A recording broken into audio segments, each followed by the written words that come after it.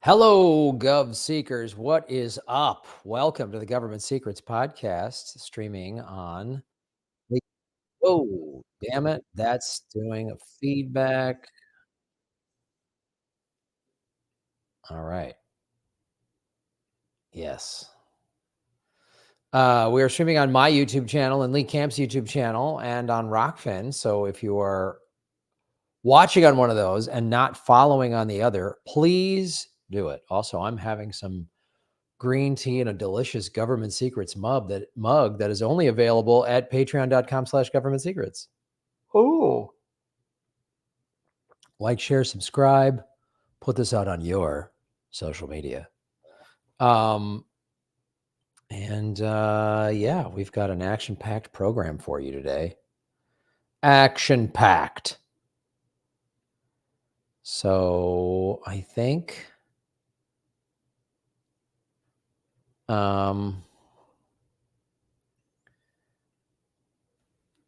yes. Here it's kind of we're coming up on time for a haircut. It's getting a little shaggy, but we'll figure it out. I think this is the only time that I ever wear a collared shirt is this show. So like once a week I wear a collared shirt. So this is kind of an exciting time for everybody that we get to see me with a collared shirt on. Because I have V-neck t-shirts. That's like as dressy as I like to get. To me, like the V-neck t-shirt is the best because it's a t-shirt. It's still just a t-shirt. But it's a V-neck. Oh, it's a little, take it up. It's a little classy. So yeah, let's do it. Let's get into it, folks. Ladies and gentlemen, welcome to Government Secrets. We'll start that again. That sucked. I didn't get good sleep. I'm going to be honest with you guys. I did not have a good night of sleep. I went to a couple events last night, and then when I come home, they were super fun. When I saw this show being taped, and then I just couldn't fall asleep. But I wake up early no matter what. Anyway, here we go. Hello, ladies and gentlemen, and welcome to the Government Secrets, episode 162, starring the two most censored comedians in America, Lee Camp and Graham Elwood. Hey, man. What's up, buddy? Do you think people who listen to the podcast every week fast forward through your hair review at the beginning of each episode? Or do you think they're in for it? Down for the weekly hair review. Well, I think we edit that out, but if we don't, oh, do we? See, I'm not privy to these things. I hope they do listen because there's a lot to learn, and I really hope that my hair review is really a commentary on the world if you dig deep into it. Yeah, I've always thought that. I mean, most physicists, their unified theory is mainly hair centered. This Einstein's theory of hair relativity. This is all things that happened. Mm-hmm.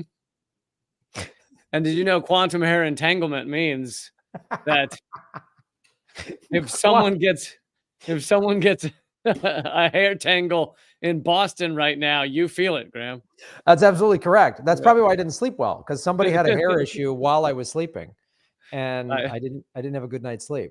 I think that could be it. That's totally what it is. This is a big show, but perhaps we spend 30 seconds on saying Julian Assange is free. Julian Assange is free. That was awesome. I was literally getting ready Monday to live stream, and I was like, wait, what? There saw something like he signed a plea deal. I'm like, what's going on? And then I delayed going live because I was like on Twitter seeing his wife say he's free, he's out. And I was like, wait, he's out? Like, what's going on? Yeah. Don't you love that when right before your show, you're like, oh, I don't know anything. That's the best.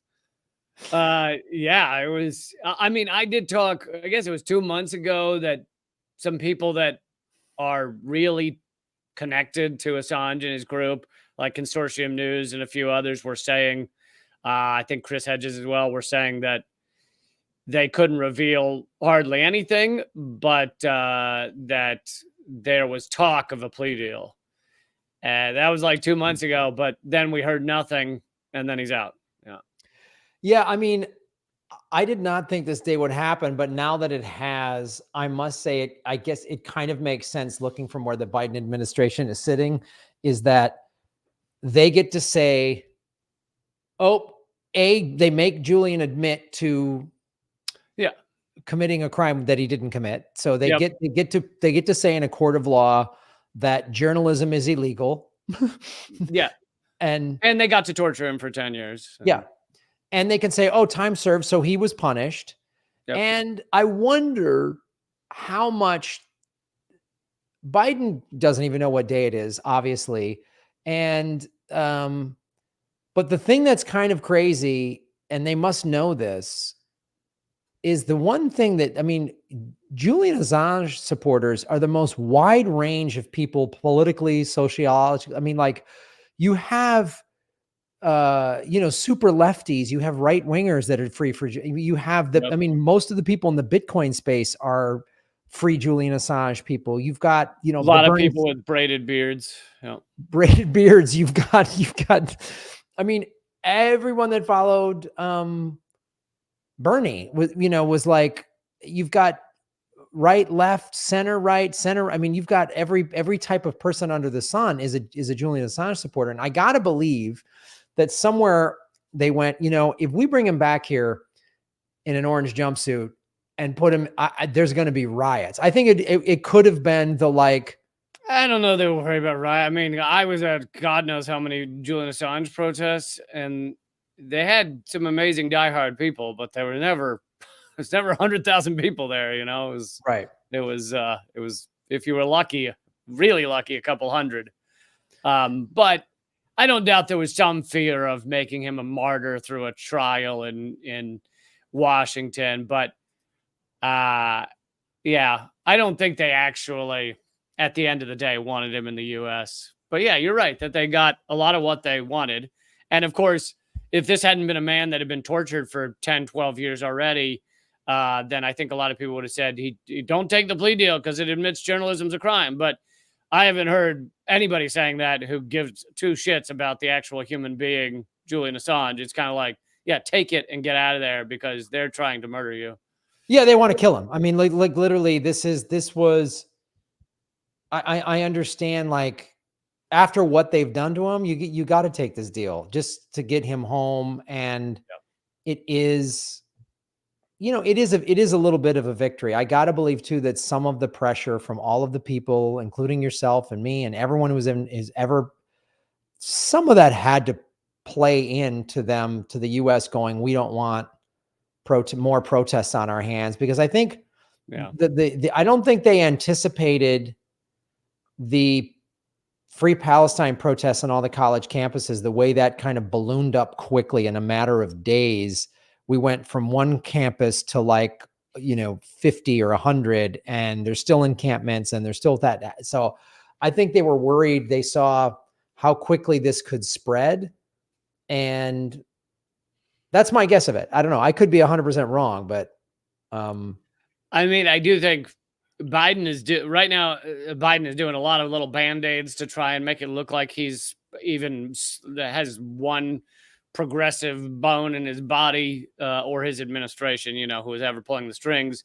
So it's like, oh, I'm gonna forgive a tiny little fraction of student debt, and I'm gonna ban a certain number of immigrants from coming in, and I'm gonna release another couple immigrants. Like, it's all these things, and one of them I think was to kind of to put an end to this.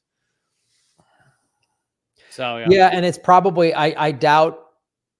I mean, I'm sure the timing is like, so now on tomorrow, the debate of these two old morons is going to happen tomorrow, and it's going to be a complete sham. I'm sure Biden has locked and loaded. I freed, Julian, we got him free, or whatever he's going to try to claim, credit for. We'll see whether he touts it or not, because he knows that the right wing and the security establishment, if you will, if you'd like a euphemism, that's fucking ridiculous. He knows that they're going to be like, you freed a terrorist traitor. So he's got, I don't know. I don't know whether he'll be touting it that much, but maybe. That's a good point. That's a good. Trump could try to throw it in his face and say, but Trump has sort of said little, when he was in office, said little vague sort of pro Assange things, but then he didn't do anything about Well, it. well, this is classic Trump. Trump doesn't know what he believes because it's all about just what's good for him in the moment. So in 1 minute, he's giving a speech saying, I love WikiLeaks because they released some Hillary emails. The next moment, he's either, a part of it, or at minimum, allowing Mike Pompeo at the CIA to come up with plans to murder Julian Assange. Right. He's also either heading it off, or either the leader of, or at least allowing the Justice Department to bring indictments against Julian Assange. And it's like, he doesn't care. It's whatever's good for him in the moment, whatever is going to help him, in one way or another. So I don't think he has some sort of care about what happens to Julian Assange. No. No, he's literally, I mean, all of a sudden recently he came out and said he's like in favor of Bitcoin. And it's just like he's trying to pull votes away from RFK. That's what that is. Well, hold on, Graham. Didn't you get the Donald Trump NFT trading cards or whatever they were? No, I did not get that. Those are going to be worth so much, Graham. Yes, they are. I think Trump just says whatever he thinks can stir up the pot or get him votes or show that he's different or whatever. I mean, Trump has recently praised Cornell West and Dr. Jill Stein, because he just wants to get their name in the headlines because he knows it'll hurt Biden. Well, and both of them did not want to be on the stage with RFK Jr. They both knew they'd be made to look like fools by him, even though RFK Jr. is a disaster on many things, including he's very pro-genocide right now. But so I'm not saying yay RFK Jr. I'm just saying neither of them wanted him there. So if you're, about this debate tomorrow, the rules, like, it's so insane. Sorry, we'll get to the topics in one moment, but it's just so insane. The fact that they moved up the debates because they didn't want RFK Jr. to be on the ballot in enough states to get on the debate stage. Then they just make up new rules on how many states you have to be on the ballot in order to get on the debate stage, because it used to be percentage. And at one point, RFK was over 15%, so he easily would have been on the debate stage. But then on top of that, who decides whether RFK is on the ballot in these states once he's handed in his signatures? The heads of the whatever state that's there, which is Democrats and Republicans, going, we're going to need a few more months to think about these signatures and whether they're really signature-y, whether they feel like a real signature. We're going to need a few more months.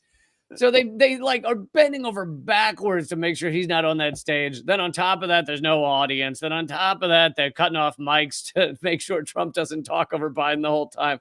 It's so laughable. It's basically a sad little interview of two octogenarian racists. A sad little interview.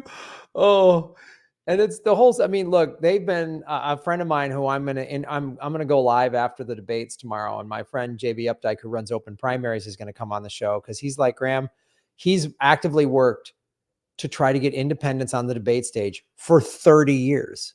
I mean, the guy you're talking about? Yeah. My friend, John Updike. And he's, I mean, like when Ross Perot, who had all this money and was like, I'll pay to get, and they wouldn't let him. Like, well, he was in at least one of the debates. He was in one of them, but then which I think that, along with Jesse Ventura winning governor, that was the end of having independents on a debate stage.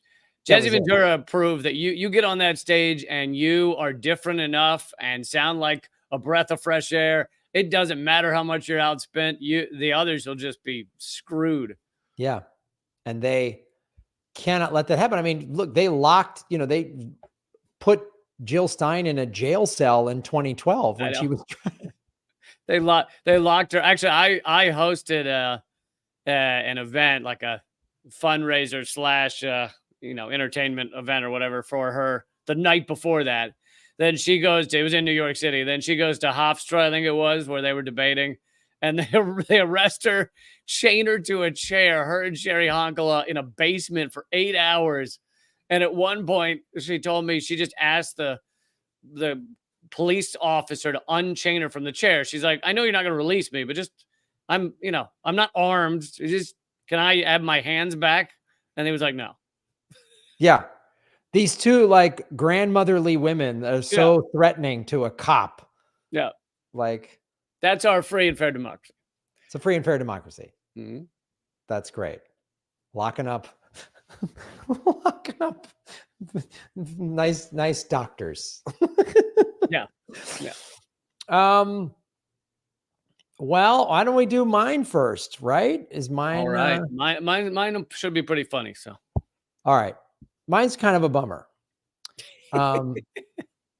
But as someone that, has read a lot of books from the Dalai Lama and I like Tibetan Buddhism, I'm not really excited about segment 1, CIA and the Dalai Lama.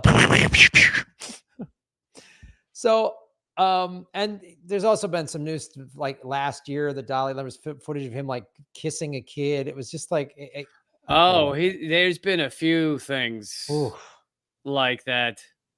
It's where it's like kissing on the lips. One of the videos I saw, he did it. It's like being videotaped by media, and there's like a group of people around him, and then you see him like talk this kid into kissing him on the lips, and you're like, I don't.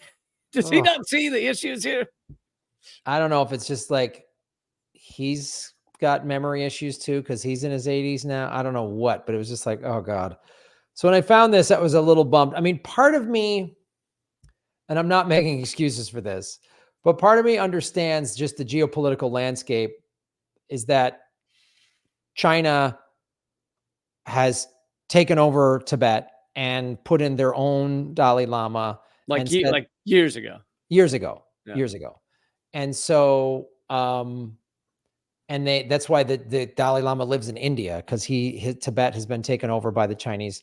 And so I get them sort of like, well, I should, China has done these things to my people, so maybe I should help but again, it's the CIA, dude. Like I don't see much Buddhism in the CIA. Oh, they're all Buddhists. They're all, every last one of them. CIA is lousy with Buddhists. Langley is just one Buddhist temple, really. That's all it is. You go in there, man, you can't even hear anything over the and the incense and but well, and the other thing is that the US, it's like there can be legit causes around the world or legit groups that want to rise up against their government, but that when it's a nemesis of the United States, it's then all co-opted and corrupted by US efforts to further push that cause. So it's like there are, in the case of Iran, of course there's people inside Iran. Of course there's Iranians that don't like the Iranian government. I mean, that's the case in every country. But when there's been protests or things, it's all you can find the connections to the US, the color revolution efforts, like US propaganda just on every page. And it doesn't mean there aren't legitimate activists, but it just gets all muddied by this pathetic US empire garbage. Speaking of pathetic US empire garbage, this is the CIA's Tibetan program. So this was an anti-Chinese covert operation spanning almost 20 years. It consisted of political action, propaganda, paramilitary, and intelligence operations facilitated by arrangements made with brothers of the 14th Dalai Lama, who himself, now this is according to WikiLeaks, or Wikipedia. The Dalai Lama was allegedly not initially aware of them. The stated goal of the program was to keep the political concept of an autonomous Tibet alive within Tibet and among several foreign nations. Now, that's something I'm sort of like, well, that sounds good. But the program was administered by the CIA and unofficially operated in coordination with domestic agencies such as the Department of State and the Department of Defense. Previous operations had aimed to strengthen various isolated Tibetan resistance group, which eventually led to the operation of a paramilitary force on the Nepalese border. That sounds very Lama-ish. Yeah, it sounds very Buddhist, very non-violent, as a paramilitary force that had approximately 2,000 men. So is this like Is this like, Blackwater looking dudes with AR-15s around their chest just sidling up to the Dalai Lama and be like, "Hey, brother, yeah, it's tough things going on. We totally share your desires, your efforts." We totally stand in unison Yeah, with the yeah. Tibetan Brotherhood. We just want to be free to practice our prayers. I mean, That's it. that's it. That's it. We just want to do Tibetan sand art, which just shows the futility of. Tibetan sand art. I've got some in my backpack here. By February 1964, the projected annual cost of the CIA Tibetan operation had exceeded $1.7 million. The program ended after President Nixon visited China and established closer relations in 1972. The Dalai Lama criticized the secession of the program, declaring that this proved that there were ulterior motives other than helping the Tibetan people. Come on, Lama. Did you really think? Other motives. What? What could this, has the CIA ever had ulterior motives to anything? I've never. Nay. Oh, so part of this is the started in a 1957 report. Well, actually, this actually goes back to the Dixie. I think it was called the Dixie operation, where we started. The CIA started working with China towards the end of World War II. And even though China was our ally in World War II, then the OSS, the original CIA, which was the spy wing of World War II, which we talked about, got basically converted into the CIA in 1947, was working in China, and they saw there was a civil war between the nationalists and the communists that was going on before World War II. They literally agreed to a ceasefire to join forces to fight the Japanese, because the Japanese was really pushing into mainland China. They agreed to a ceasefire, I think, in 1937. And so we started kind of working with the nationalists in China. And then this was part of that. And of course we went, oh, we're afraid of the communists. We're afraid of the communists. So then we started sliding into Tibet. Right. The CIA worked to strengthen the Tibetans against the Chinese communist efforts. To do so, the United States planned to issue asylum to the Dalai Lama and his supporters. Some resistance fighters took their own lives when captured by the Chinese to avoid torture. Despite their efforts, Tibetan resistance fighters ultimately faced the reality that their struggle was unlikely to succeed in achieving full independence from Chinese rule in the face of overwhelming Chinese military force and the lack of sufficient international support. Some resistance fighters accepted Chinese annexation as inevitable. The Tibetan resistance was promised weaponry and resources from the West to continue their resistance against the Chinese. Knowing resistance was unlikely to succeed, the resistance accepted Chinese annexation. China launched an army invading, this is the history of it, into the Tibetan capital in October of 1950. So in recently unclassified documents from the CIA, the notes and in-depth background information of Tibet was released to the public via the CIA's website. The paper, entitled Tibet and China, gave an overview of the situation with the Tibetan people and the Chinese. Rather than beginning with the issues during the publication of the paper in 1959, the CIA recalled the history of the two to be better understand the conflict. According to the CIA documents, the Chinese and Tibetan conflicts began in the 13th century with the Mongols of Tibet and the Chinese government.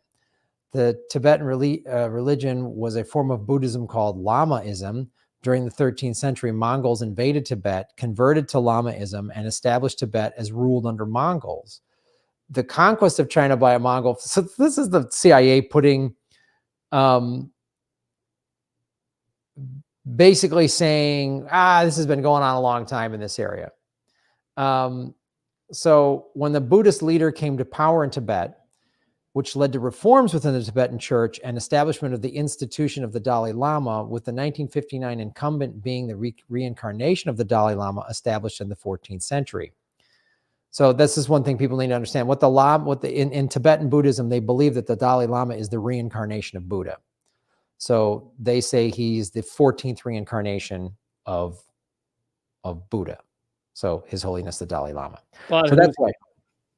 What's that? He doesn't look a day over 13 reincarnations. I know. He's really, I mean, for 14 reincarnations, it's really amazing. I mean, that's what being a vegan and a nonviolent vegan means. You're actually 1,400 years old, but you look like you're 75. You know, it's pretty. 100. I mean, I'm like 1,000 years old. I mean, that's I'm the 10th reincarnation of Graham. Of a surfing comedian. Yeah.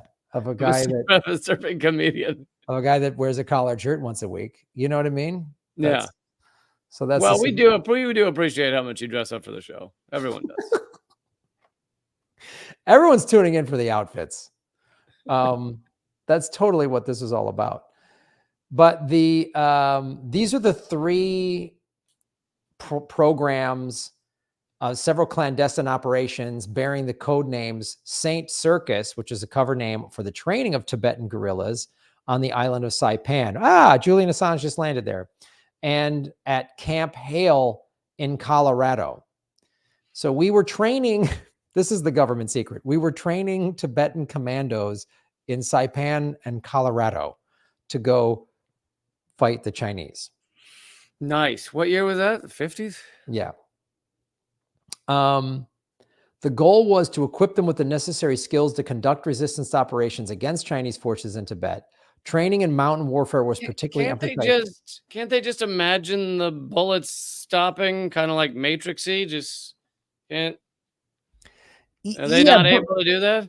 Yeah, but Buddhists have superpowers, Lee. That's totally how that religion works. I thought they could think a gun into melting like a spoon.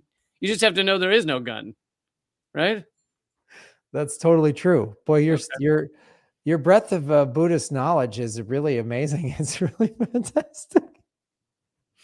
Listen, Graham, if you're not going to do the research I am for the show, then just sit back and let me reveal to people the truth.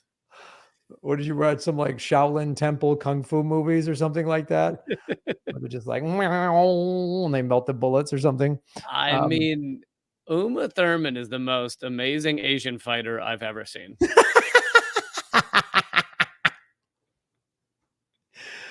Okay, you're gonna love more of these operation names. So there was Saint Circus, then there was Saint Barnum, cover name of airlifting of CIA agents, military supplies, and support equipment into Tibet. These supplies were often airdropped into remote areas of Tibet or delivered secretly through neighboring countries like India and Nepal. Airlifts were carried out using specially modified aircraft, and covert insertion techniques were employed to avoid detection by Chinese authorities. And then, so they're being dropped into Tibet to fight Chinese forces. Yes. Nice. And because Tibet is mountainous, we were training people in Colorado to know how to fight in mountains. Okay. Good. Then, so there was Saint Circus, Saint Barnum, and the final one was Saint Bailey. Nice. Barnum and Bailey. Love it. So basically, these folks were Saint Circus, and inside the CIA was the Devil's Circus. Yeah. That sounds about right. So they literally named this after a clown 3-ring circus. Like, this is, if you ever want to wear that, wow, what a clown show. It's the CIA. It's the CIA. Yep. So St. Bailey was the cover name for a classified propaganda campaign. The operation focused on conducting propaganda campaigns to undermine Chinese influence in Tibet and increase support for Tibetan independence or autonomy. This involved disseminating pro-Tibetan messages through various channels, including radio broadcasts, leaflets, and other forms of media. The aim was to rally international support for the Tibetan cause and raise awareness about human rights abuses and cultural repression in Tibet. Back then, the only social media was just yelling at someone. So they had to do They had to do that. That was you just walk up to people and scream in their face. Yeah. The CIA was also monitoring relations between China and India in various ways, including media such as newspapers and radio broadcasts.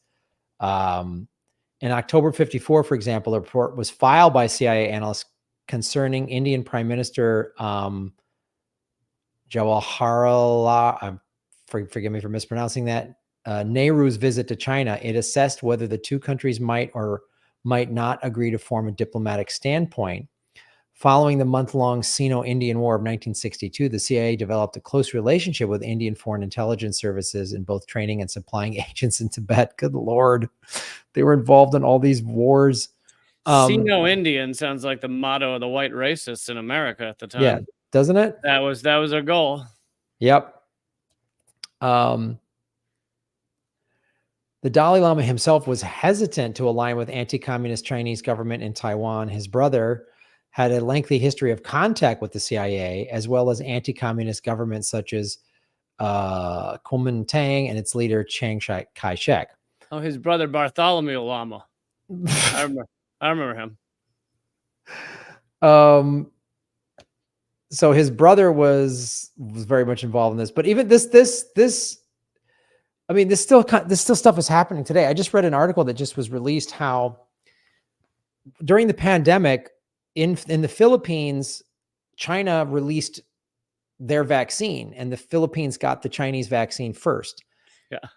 And America put anti-vax stuff saying, don't take the vaccine to the Philippines. I love the idea of our government is like, in other countries, they're all anti-vax. In the US, they're all pro-vax. It's like, these fucking lunatics. They're such lunatics. They just didn't want people to get a vaccine because it came from China. Yeah. So you got to wonder. Well, and they also with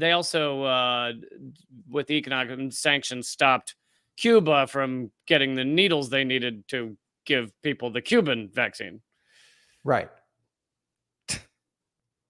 Which really lends credence. If you're one of the people that thinks they intentionally wanted a pandemic to decrease population around the world, it kind of lends credence to it for them to be running around the world trying to make sure people don't survive the pandemic. Yes, one way or another.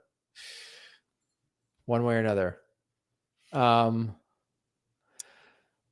So basically that's and supposedly they they shut this program down in 1972, but I do not believe it at all.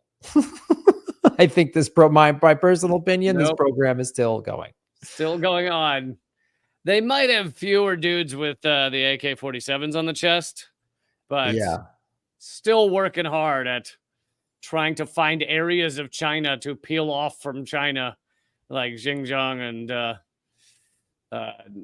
Taiwan and stuff. And the other thing that's so disgusting about it, and like I said, there are in a lot of countries there are genuine revolutionary forces or efforts to rise up against the government, but the U.S. will help these efforts when it's one of their nemesis or it's useful to them, and then just hang them out to dry when it all collapses and they're just like executed or whatever. Like, I mean, we're basically doing that with Ukraine right now. We help them fight this battle against Russia, but then, when they're no longer useful, they've already lost so many Ukrainians that now they've got 65-year-olds serving in their military because they've allowed all the men to be killed off. Right. It's just so sociopathic. I mean, what we did to Iraq, giving them, giving Iraq chemical weapons to use on Iran, but then trying to help the Kurds to rise up against Saddam and then just leaving them to be executed by Saddam. Like, you're useful as long as you're useful. And then we walk away whistling. Yeah. Sorry. Later. Well, we tried. Wait a minute. You created this problem. Then you came in and said you were going to help us. And then you bailed. Like, America is the worst. Yeah. So that's segment number 1. Now segment number 2, Lee Camp is going to ruin everybody who liked Thomas Edison. It's about time. All right. Tommy Edison. This guy, he invented everything. We know him as the king inventor genius of the American experiment. Because like all the other geniuses, it's all like Albert Einstein and stuff, even Tesla. They're all from other countries. So we needed our genius, our American inventor genius who made everything good. This article's coming from Ranker, but there's a lot of secondary sources, obviously. But let's go through some of the things that people believe Thomas Edison invented. To begin with, they say we'll start with some of the smaller ones, some of the less talked about ones, maybe. The electric chair. They say Edison invented the electric chair. Well, no, because Edison didn't actually invent almost anything. He didn't invent the electric chair. He just tried to use the electric chair. He basically bankrolled it in order to execute people and animals so that his direct current could beat out alternating current as the type of electric current that was used through the nation, thereby, of course, making a lot of money and winning out. And Tesla was, of course, the big who worked under Edison for 6 months or so.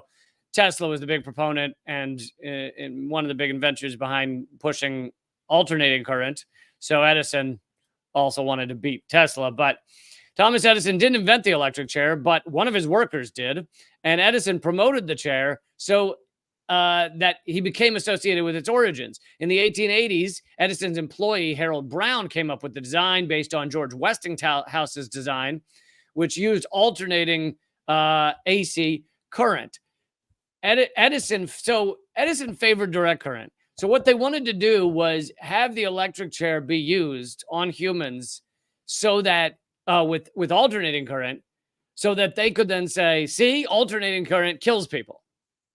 So the goal was if they could electrocute and murder people with alternating current, it would be good for Thomas Edison's direct current to win the current wars. However, when they finally did, I don't have the name of the guy, when they finally did electrocute a human with alternating current, and it was horrific. It took forever, and he's smoking, and he's squirming, and it's just, and people there are just vomitously ill. It's just the most pathetic, gross shit. And then they do it. And then Edison, who was a big promoter, right? He knew how to run to the newspapers, everything. Runs to the newspaper. He says, see, we made, see what we did. We made an electric chair out of alternating current because it is murderous. But anyone in America, because electricity was still kind of new, everybody in America just thought was electricity kills people. So it just kind of backfired and just made all of electricity kind of scary to people. So he tried to kill his competition and just made everybody scared of his invention. Of his own invention, yeah. And Edison, hilariously, Edison said that, everybody was talking about how brutal the invention was, the electric chair and everything.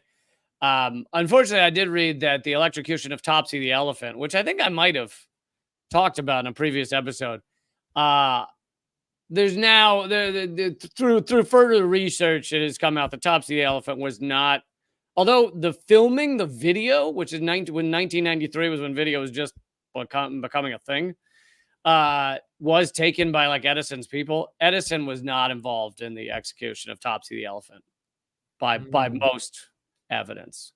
So that is one tiny thing you could take off Edison's plate. He didn't kill Topsy the elephant. He probably didn't kill Topsy. Movie cameras is another one that people say Edison invented.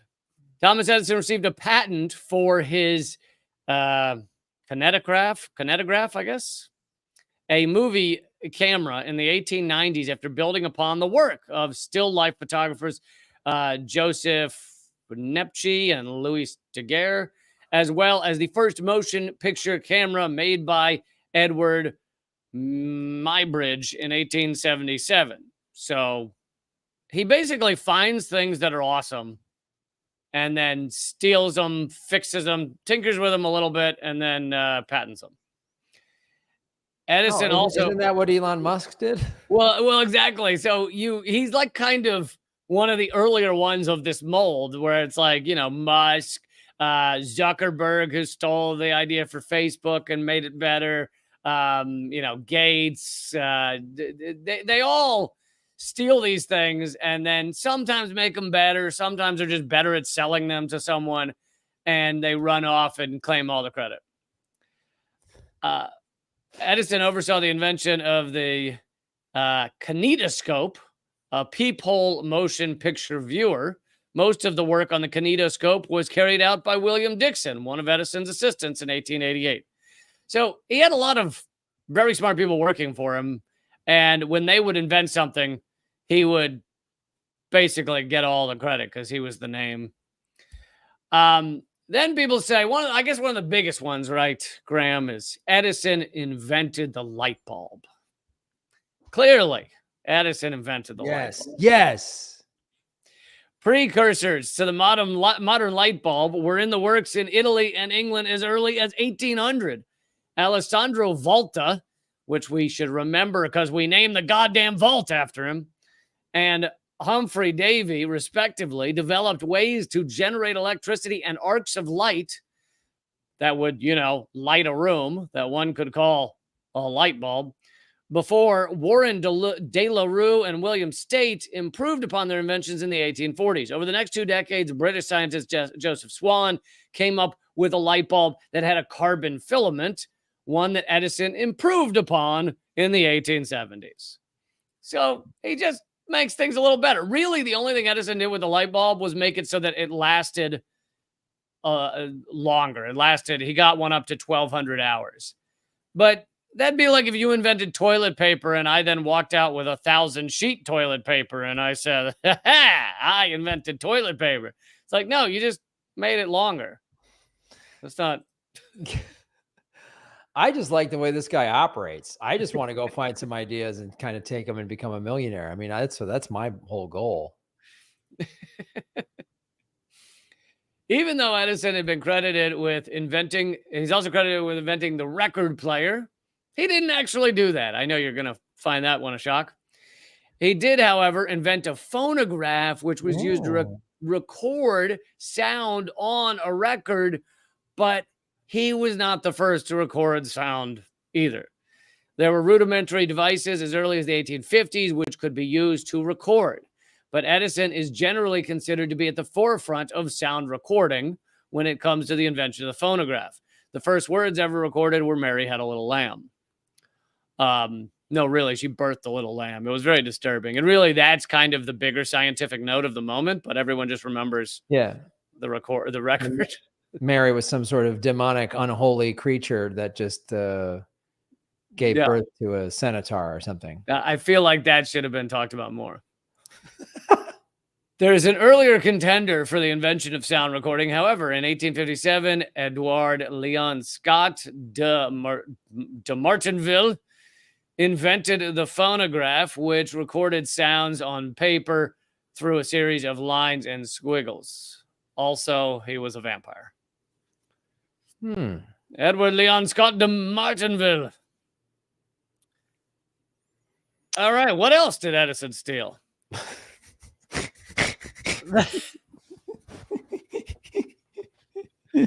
The battery, people think he invented. He wasn't the first person to invent the storage battery. Volta did that decades before him.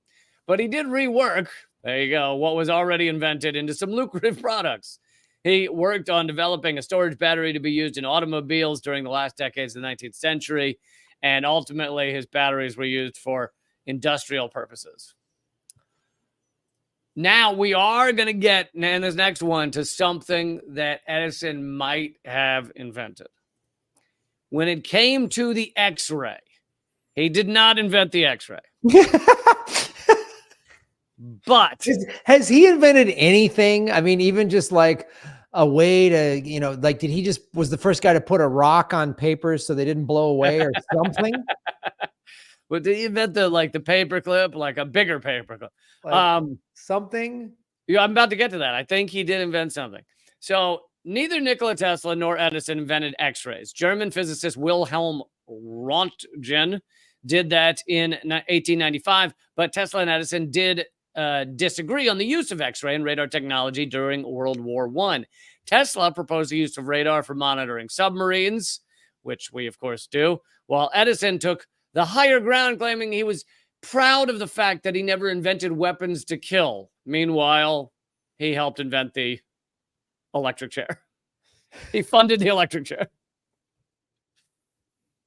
As for X-rays, though, after Röntgen's discovery, numerous doctors and physicists began experimenting with the applications of X-ray technology. Edison's own assistant, Clarence Daly, died of skin cancer in 1904 after work with X-rays and prolonged exposure to radiation that one is to assume, as Edison's assistant, he was told to do by Edison. So Edison invented a way to murder your assistant and get away with it. Finally, he came up with something good. That's so great. He invented something. Edison also took credit for inventing wax paper. Wax paper was probably invented in 1851 by Gustave Le Gray. As an artist, Le Gray used a dry wax paper in his photography process, but by the late 1880s and 1890s, Edison used wax paper with his electric pen in a stenciling type system of copying documents, and he figured, why not tell everyone he invented wax paper when he didn't? He did, however, here's something he invented, Graham. He invented this electric pen, which was so loud and like rattly that it was unusable and unsuccessful for anything. Who needs an electric pen? I don't get what is the purpose of the electric pen? Is it just your hand gets hooked up to it and it screams it around, or what? How does this work? As you use it, it has a little light bulb on the top. that electrocutes your assistant because you want to murder them. Yeah, and shoots your assistant full of X-rays. Yeah. All right, now we get to the power generator. This is back to the AC/DC wars. Edison did not invent the power generator. Electric generators were well in use by the 1870s, in large part to Michael Faraday's discovery of electromagnetic induction. Both AC and DC power were common, and Edison built his quote-unquote dynamo, or direct current power generator, with his assistants, Charles Batchelor and Francis Upton. Edison, who he was trying to murder. Who he was busy murdering. Killing his assistants. I think he beat one of them to death with a typewriter. Edison. He just kept going, hey, could you sit in that chair for a second? And then just fries him. Edison considered DC power to be more efficient and used it for lighting systems. Tesla invented an alternating current generator, hence the electric chair. But yet again, you have something that Edison worked a lot with. Many people think he invented that he did not invent. All right, I found one more. The Edison typewriter, right? Everyone knows about the Edison typewriter. Did Edison invent the typewriter? I'm sure he did, right? Absolutely not. Oh, he just picked up heavy ones and threw them on his assistants' heads when they were cleaning his shoes to murder them, and then say, oh, you attacked the typewriter and it had to defend itself. He invented the flying typewriter that flies at your assistant.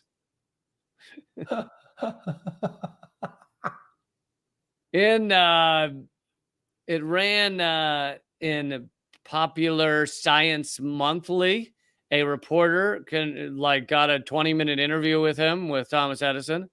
And he said, Mr. Edison, do you know that some people are crediting you with the invention of the typewriter?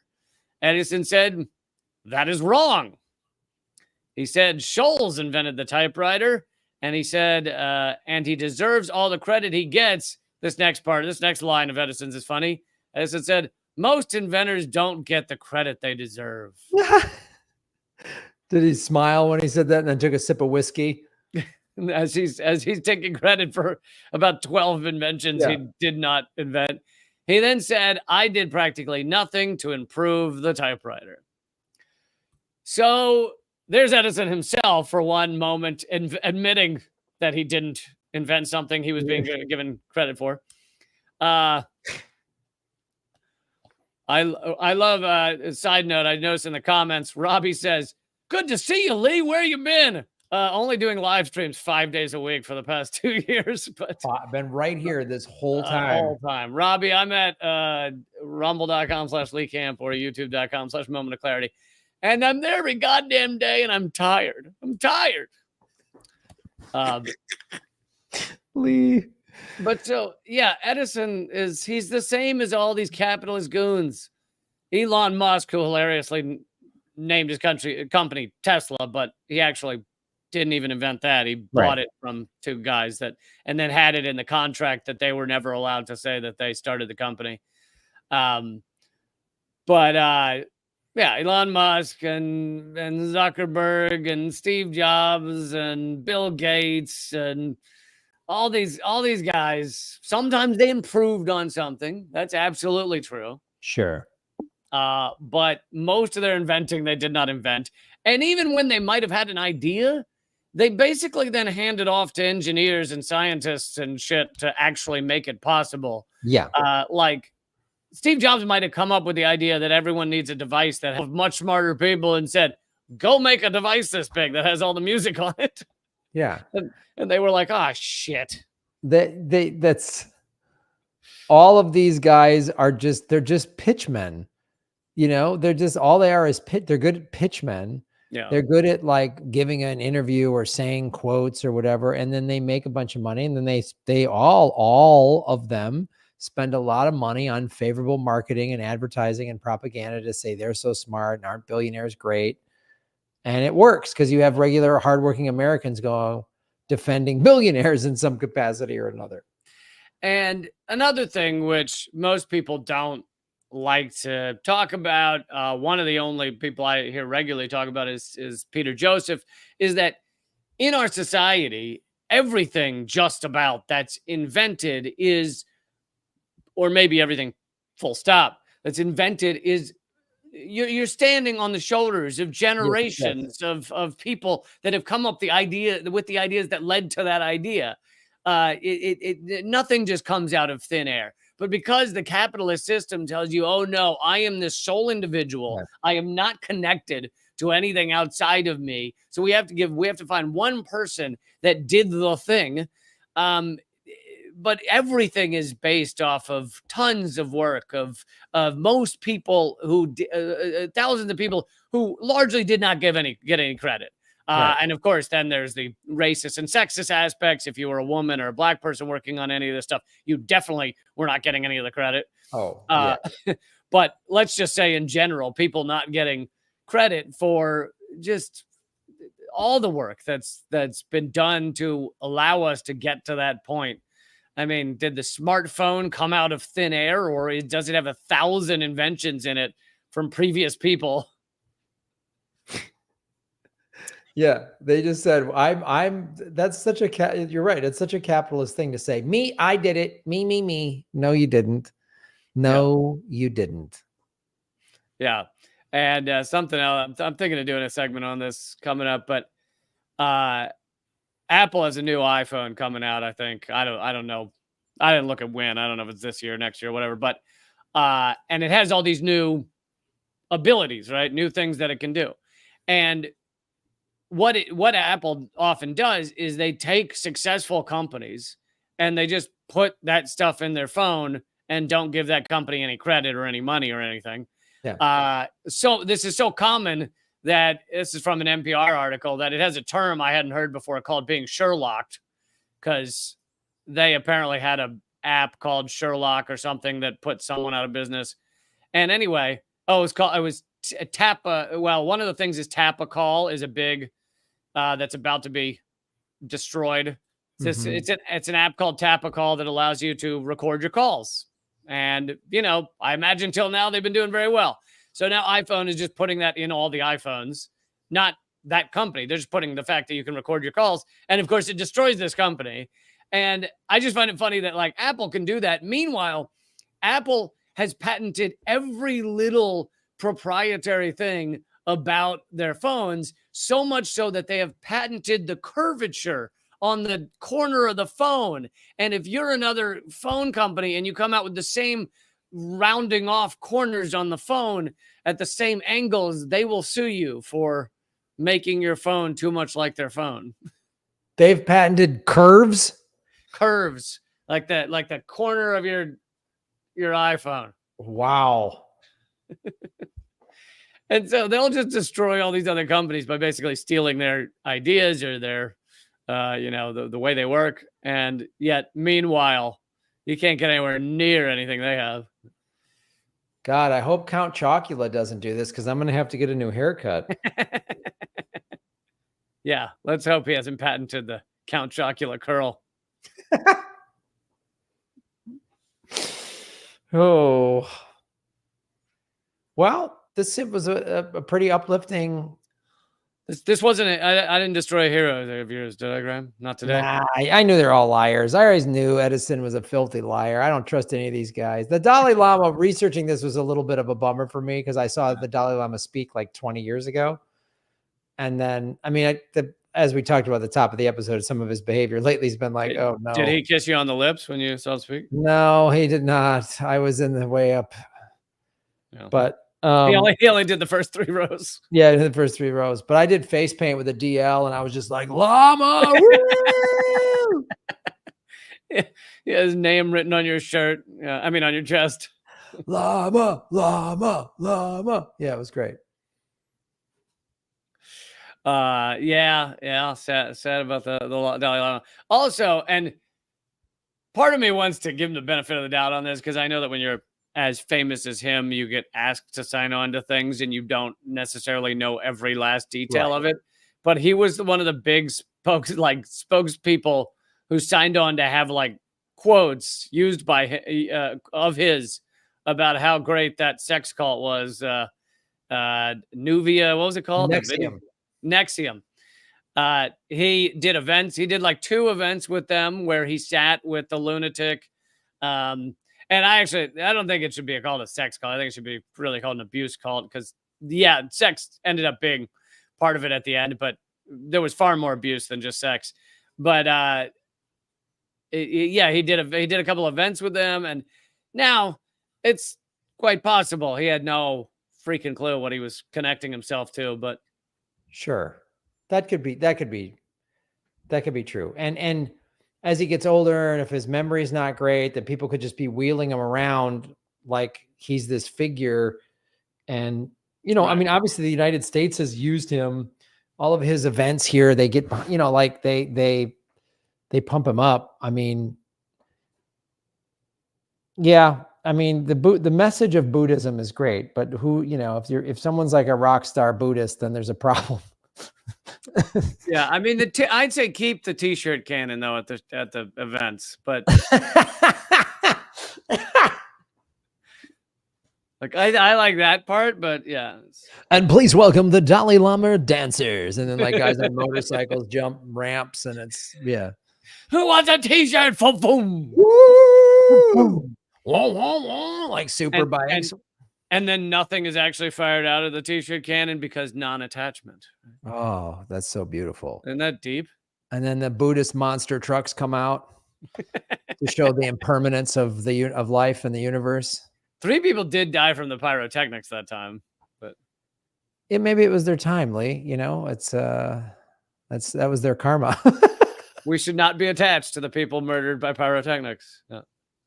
At a Dalai Lama rock concert. Speaking of pyrotechnics and monster trucks, folks, Government Secrets is doing a live show in Los Angeles, July 11th. That will have none of those things. If you're looking to get away from those things. We will not have monster trucks. We will, though. This is a fact. We will have bingo cards. I just printed them up. Pick them up. Cards. The first ever Government Secrets bingo game will be played. And these things are gonna be collector's items. I mean, that's the thing. You come to the show for whatever $20 tickets or something, and then you have a bingo card you can sell on eBay for I'd say $9,000-$10,000.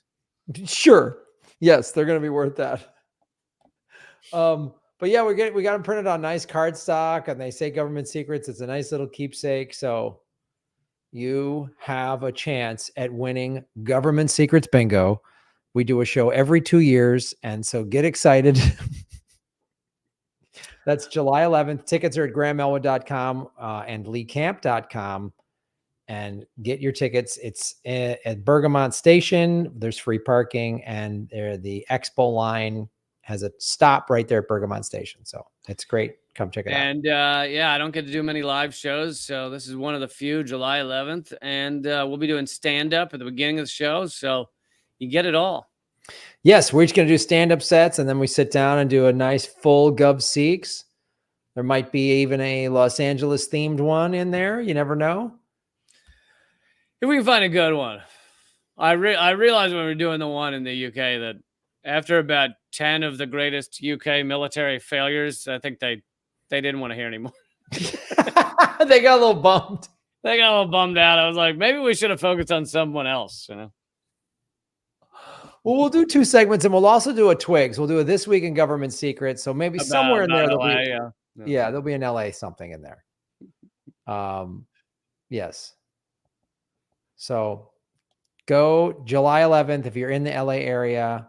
And also some people have they can't make the show, but they've bought tickets to give out as free ones. So we have a couple of those. Oh yeah. If you need financial assistance, hit us up. And we do have a few free tickets that people have donated. Yeah. So check us out. And then, go to leecamp.com and grahamelwood.com for all of our other things that we do. All the other ways Lee and I are constantly censored and shadow banned and throttled. We're there for you. And now we're headed to patreon.com/government secrets to do an extra segment. Once you become a member, you will get all 60 extra segments. Yes, check it out. This has been Government Secrets episode 162. The Dalai Lama's a bummer, and so is Tommy Edison. All right, see you there, man. Thanks, everybody. Thank you, Holly Horner, moderator.